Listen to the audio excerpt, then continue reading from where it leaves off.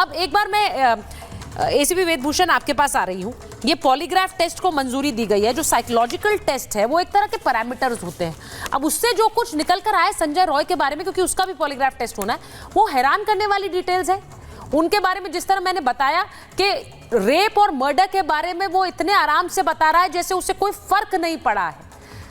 एक hardened criminal की तरह वो बिहेव कर रहा है। सुचरिता, ये तमाम जो केस है, यदि आप शुरुआत से देखेंगे जिस तरह से इसको पुलिस ने डील किया, वहाँ की सरकार ने डील किया, हॉस्पिटल एडमिनिस्ट्रेशन ने उसको डील किया, तो एक बहुत बड़ा सवाल पैदा करता है। जैसे माननीय सुप्रीम कोर्ट ने कहा कि 14 आवर्स की डिले जो एफआईआर रजिस्ट्रेशन के हुई है वो चौंकाने वाली है।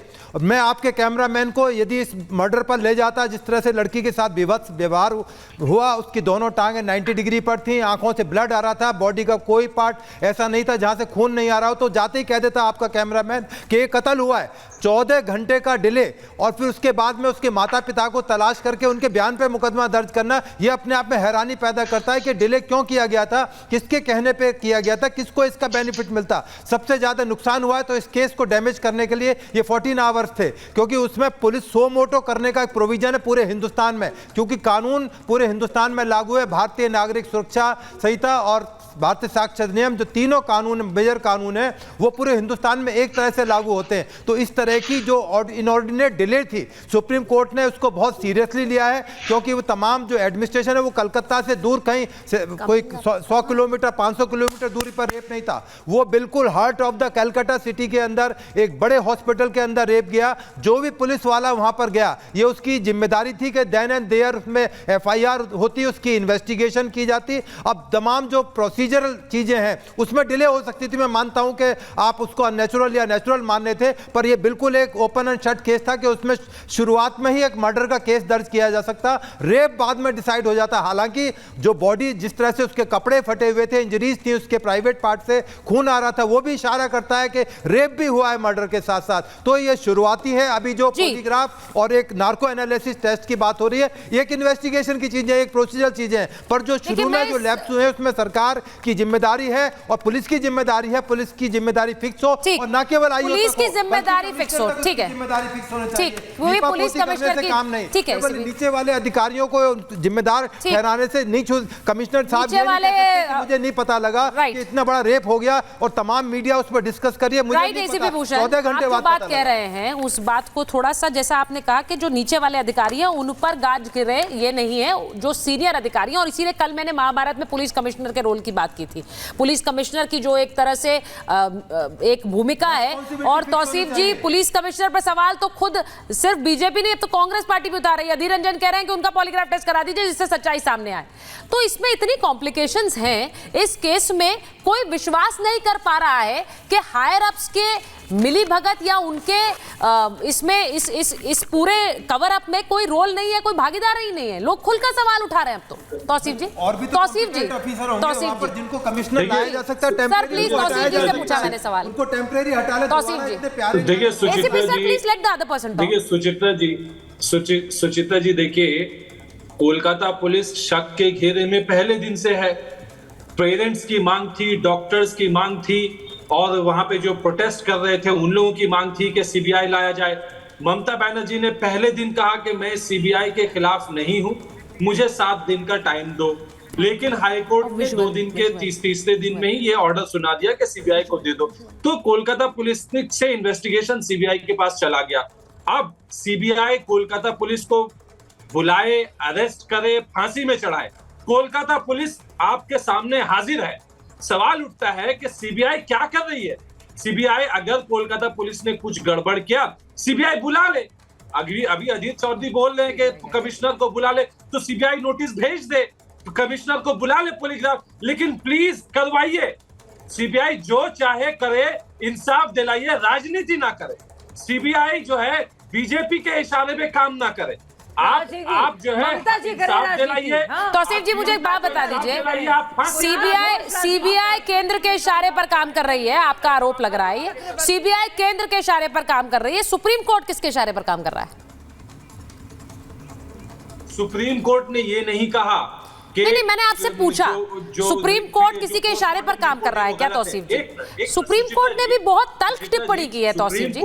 हाँ, सुचिता जी, सुप्रीम कोर्ट ने कहा है कि हाँ बहुत सारे सवाल हैं जिसके जवाब देना है, और जब काउंसिल कह रहे थे सुप्रीम कोर्ट ने कहा कि हम खुद आला अफसर से ये बात सुनना चाहते हैं। बिल्कुल सही बात है, जिन आला अफसर को जवाब देना है वो जाकर के जवाब देंगे, क्योंकि ये जवाब कलकत्ता हाईकोर्ट में भी दिया जा चुका है और यही जवाब सुप्रीम कोर्ट में भी दिया जाएगा। लेकिन इससे सीबीआई के ऊपर जो जिम्मेदारी है, 9 दिन से सीबीआई क्या कर रही है? ना तो उसने संजय रॉय को फांसी में डाला है, ना ही ट्रायल स्टार्ट किया है। ये उनकी मंशा क्या है? अभी तक संजय रॉय का उन्होंने पॉलीग्राफ टेस्ट नहीं करवाया। अभी भी आपकी राजनीति जारी है। कोर्ट में प्रोड्यूस करना था, वो कोर्ट में प्रोड्यूस नहीं किया 2 दिन पहले। 90 डेज का अभी भी आप पॉलिटिक्स कर रहे हैं। फांसी की डिमांड कर रहे हैं। अब मैं एक बार शाजिया जी, का टाइम तो पूरा होने दीजिए कम से कम। शाजिया जी ये सीधे सीधे सीबीआई के को बीजेपी के इशारे पर, केंद्र के इशारे पर काम करने का आरोप लगा रहे हैं।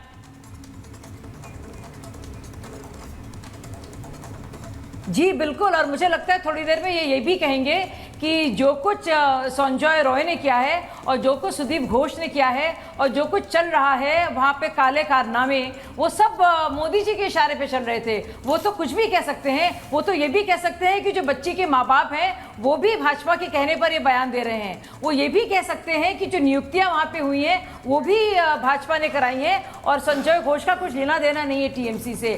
सुन लीजिए भाई साहब, चाहे वो पुलिस कमिश्नर हो, पुलिस एडमिनिस्ट्रेशन या हॉस्पिटल एडमिनिस्ट्रेशन हो, दोनों आते हैं ममता बनर्जी के अधीन। यानी कि वो मुख्यमंत्री हैं, स्वास्थ्य मंत्री हैं, कानून मंत्री हैं, और लगातार जिस तरह से बचाया जा रहा है इन भेड़ियों को और मामले की जांच कोलकाता पुलिस नहीं कर रही। अच्छा, एक बार मैं अजीज जी के पास जा रही हूँ, अजीज खान साहब के पास जाऊंगी। आप लोग खड़े हैं अभी। अजीज खान साहब, आज जो तस्वीरें आई, आज कुछ तस्वीरें आई अयोध्या से भी, कन्नौज से भी, जहां पर बुलडोजर चल रहा था। अब मैं उसकी बात इसलिए कर रही हूं क्योंकि जब कोलकाता की एक पूरी तस्वीर सामने आती है और कोलकाता पर हम सवाल पूछते हैं तो बहुत सारे लोग ये कहते हैं कि देखिए यूपी में बुलडोजर चलता है, उसके खिलाफ भी बोलते हैं लोग और उसके समर्थन में भी बोलते हैं लोग। लेकिन मैं आज ये बोल रही हूं कि इस तरह के जब दरिंदगी कोई भी व्यक्ति देश में देखता है तो उन्हें लगता है इनके साथ फौरन उसी लहजे में इनको जवाब मिल जाए। क्यों इस तरह की करतूत इन्होंने की? एक गुस्सा है उस बुलडोजर कार्रवाई पे। भले ही आप सवाल उठा सकते हैं और उठाते भी हैं, लेकिन इन इन इन दरिंदों के लिए सजा क्या होनी चाहिए अजीज खान साहब? देखिए सुचरिता जी, बहुत मैं स्पष्ट करना चाहूंगा कि जो ये बुलडोजर मॉडल है इससे न्याय नहीं मिल सकता। अगर आप बुलडोजर चला करके न्याय करना चाहते हैं तो फिर कोर्ट कचहरी को बंद कर दीजिए। कोर्ट कचहरी का कोई मतलब है नहीं, बुलडोजर। पहली बात। दूसरी बात मैं आपको बताना चाहूंगा कि आप जिस तरह हो हल्ला हो रहा है, तमाम बातें उठाई जा रही है अयोध्या के बारे में, हमारे नेता ने कहा इसकी जांच हो। अगर जांच की बात उठा दी तो इसमें क्या बुराई की बात की? इतना हो हल्ला खड़ा किया गया मीडिया के द्वारा और उसके साथ साथ बीजेपी के द्वारा। मुझे नहीं लग रहा है कि अगर जांच की बात की जाए तो जांच कोई बुरी बात नहीं है। दूसरी बात, मैं कह रहा हूं 12 साल की बच्ची झूठ बोल रही है। जघन्य हत्या हो, किसी भी तरीके का कोई कांड हो, चाहे वो महाराष्ट्र में हो, चाहे वो उत्तराखंड में हो, चाहे वो यूपी में हो, चाहे बंगाल में हो, अगर वो गलत है तो वो गलत है। इसमें मैं बार बार कह रहा हूं कि इसमें पूरी तरह से राजनीति नहीं होनी चाहिए। आज हमारी बहन बेटियां असुरक्षित है इस देश में, के करीबी हो क्यों? या अवधेश प्रसाद बड़ी समस्या है। जिस तरह रेप हो रहे हैं, अभी आप देखिए 16 दिनों में 45 रेप हुए हैं, जघन्य हत्या हुई है।